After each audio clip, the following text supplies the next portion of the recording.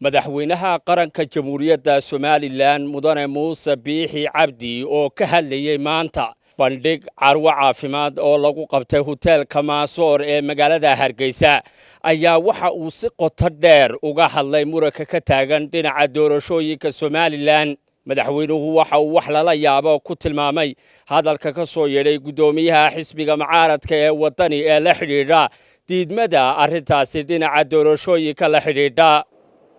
maalmahan waxaa maqlifta waxan badan oo xisbiga ka socday mucaaradka gaar ahaan xisbiga wadani wuxuu ku dacweeyey sharciga la jabiyey raaci mayna go'aanka baarlamaanka soo baxay dartiga sharciga laga deeday madaxweynaha maroosaday dartaa ma ogolin waa caadi qofku hadduu wax todo inuu sheegto laba qodob bay sheegteen mid waxay dhahdeen komishanka cusub la doortay la shaqayn mayno waayo madaxweynuhu wuxuu jabiyey heshiiska xisbiyada xalaal iftiin baa la qashaa xisbiyada waa heshiiyey haddii qodobka ay ku dooday waxay dhahdeen waxay xisbiyadu ku heshiiyeen inaan xubnihii hore ee komishanka lagu soo celin kuwa damba laga dhigay haddii qodobkaasoo qoraala ay hayaan oo lagu heshiiyey anigu mana saxeeyo qodobkaa mana ogi kuman inaan heshiinin oo ma jiraan leeyahay hadday hayaan ummadda hoos soo bandhigan inaanu qodobkaa ku heshiiyin annaga ka daran haddaanu jirin oo aan laga heshiinin dee wax wanaagsan ummadda markaa doonaysa wax xun u sheeg qodobkaa laguma heshiiyey waxaa lagu heshiiyey in la soo doorto xubnada cusub sababta loogu dari waayey kuwii hore ayaan lagu soo celinaa waa sharci aanaan dhaaf karin haddaanu xisbiyada nahay ayaa yaalla xeerka komishanka qodobkiisa 12aad faqradda 4 waxay leedahay muddada komishanku waa 5 sannadood waana loo cusboonaysiin karaa marka waqtigu ka dhamaado xubnaha haddii loo baahdo yaa saxeexay waxaa saxeexay mudane cabdiraxmaan maxamed cabdilaahi gudoomiyaha xisbiga qaranka wadani gudoomiyaheenii hore oo baarlamaanka oo haddana ah xubin ka tirsan guddida gurtiga waa ixtiraamayna saxiixiisi waa la raacaya isagaa saxeexay mudane gudoomiye cabdiraxmaan ummadda u soo bandhig labadaa qodob hadday wax ka jiraan wax ka soo celi ee turxaan la-aan waayo xalaal iftiin baa la qashaa in dad kale jahwareeyey baha qodobka waa baxa qodobka labaad waxa uu yidhi runtaa annagaa diiday haddaanu deennahay lagu dari maayo ama xubnaha haddii lagu darana doorashada geli mayno waxaa daba socotoo lagu eedeeyey madaxweynuhu talo uu murarsadaa waa kaditalis tala ma ogola bal amuurta ilaahay haddana waa qodob isu keeneeg sharcigii uu isagu saxeexay komishanka qodobka 12aad waxay ahayd laba waxaa soo jeedinaya guurtida